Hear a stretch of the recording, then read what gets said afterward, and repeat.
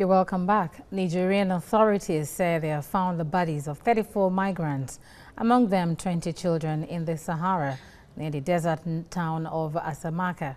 According to Niger's Interior Minister Bazoum Mohammed, the migrants could have died of thirst after they were abandoned by smugglers while trying to reach neighboring Algeria. 9 of the adults were women and 5 were men, all believed to have died between the 6th and 12th of this month.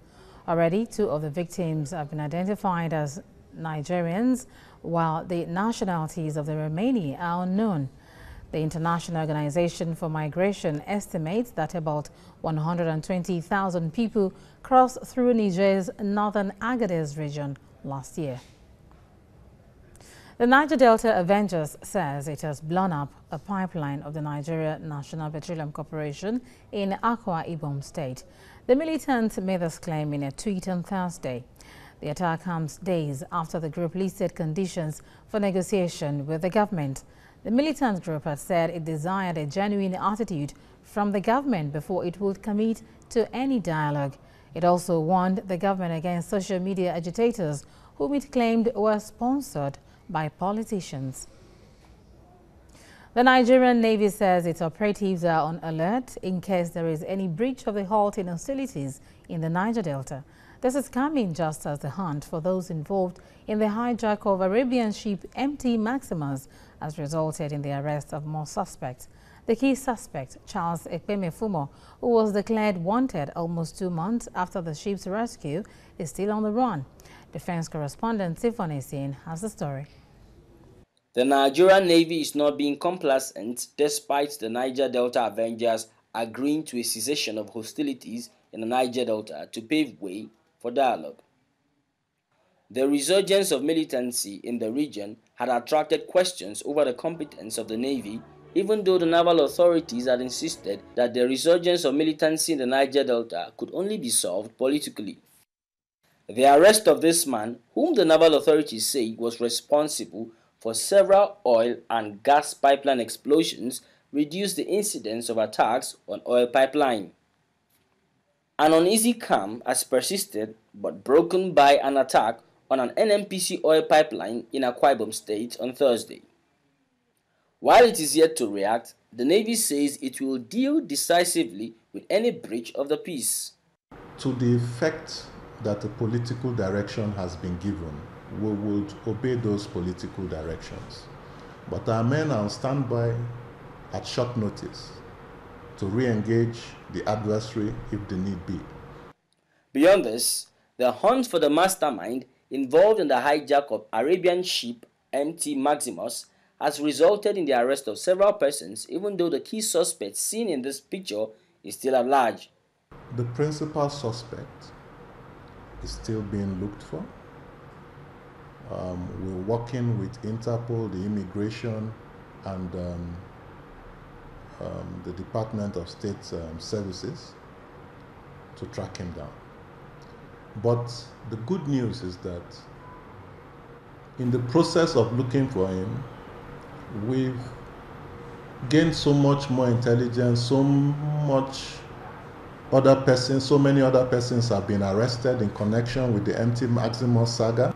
Dejikun, which was the vessel that was used to board the Maximus, is being towed back from Benin Republic to Nigeria.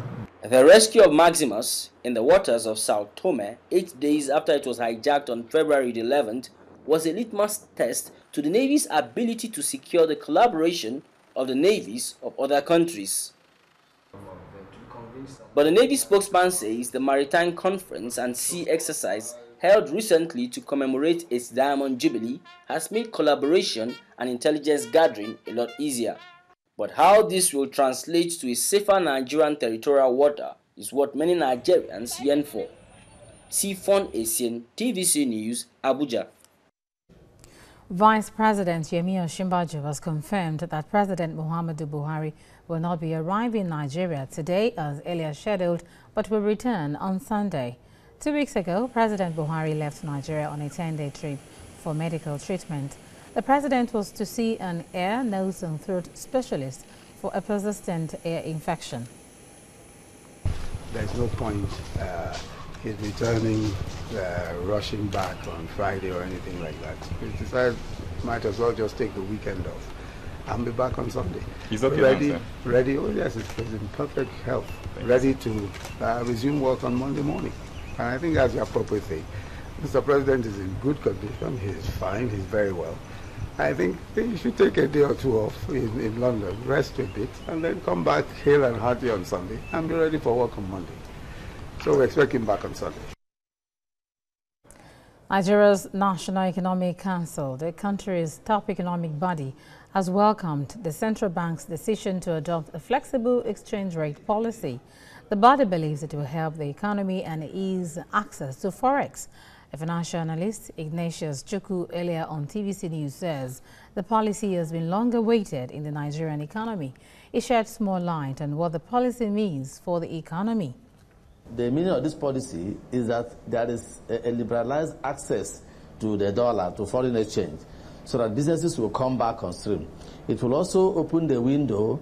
It's an opportunity for investors who seem to have frozen their activities, who are waiting at the wings, who are not coming in for now. It's a signal that they can now determine the relationship between the local currency and international currencies so that they can transact their businesses. Kenya announced that it will close the world's largest refugee camp and send the inhabitants back to their country by November. The sprawling Dada camp on the Kenya-Somalia border hosts some 350,000 refugees, the vast majority of whom fled Somalia's more than 2-decade-long conflict. Publisher Inside Watch Africa, Oluyemisi Adeyemo, spoke to us earlier on what effect the closure will have on the refugees.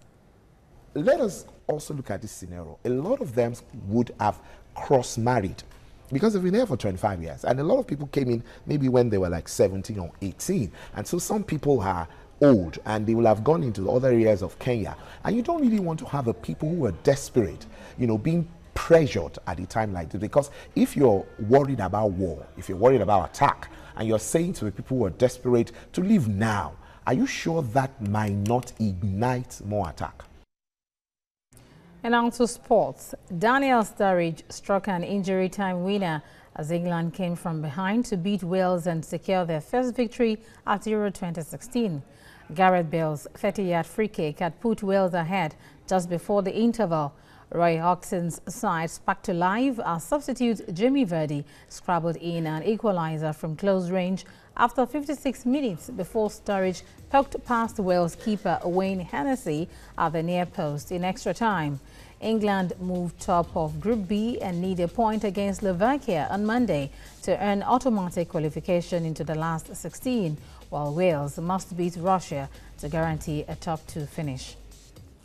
A British parliamentarian, Jo Cox, has died after being shot in an attack as she prepared to hold a meeting for constituent in northern England. The 41-year-old mother of 2 was shot 3 times and attacked with a knife during the incident. That's according to eyewitnesses.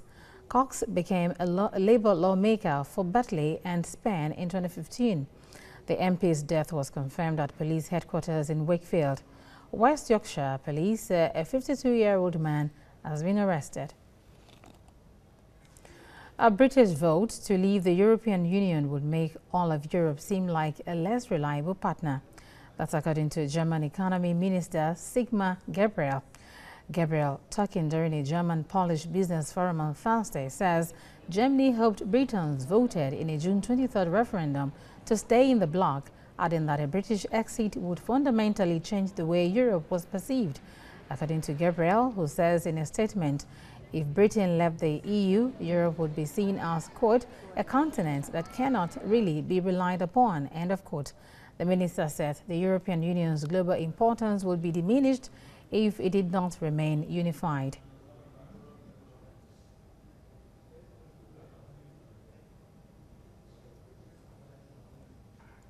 Presumptive Democratic presidential nominee Hillary Clinton criticized Republican rival Donald Trump's proposal to ban Muslims from entering the United States as dangerous.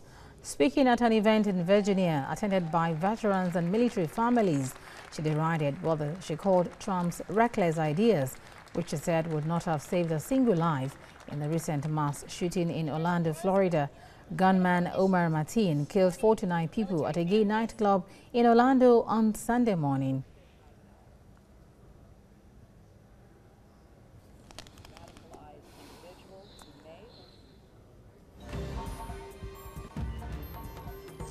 And that's TVC News at this hour. For more, visit our website tvcnews.tv and also join the conversation on our social media platforms using @TVC Connect.